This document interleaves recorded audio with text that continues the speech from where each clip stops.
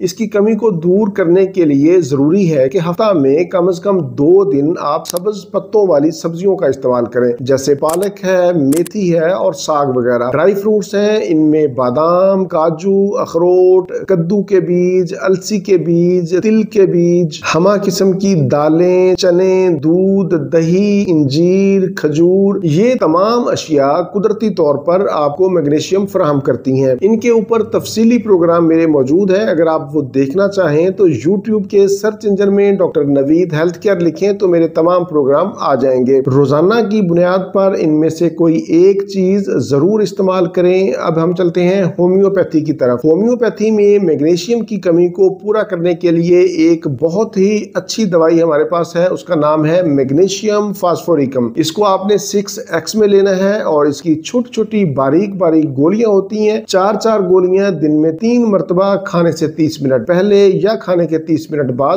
چوس لیں۔ ان گولیوں کے استعمال سے آپ کے میگنیشیم کی کمی پوری ہوگی، آپ کے پٹھوں کا کھچاؤ، اعصابی کمزوری، ہاتھ پاؤں کا سن ہونا، تھکاوٹ کا احساس ہونا، ان تمام مسائل سے انشاءاللہ چھٹکارا ملے گا۔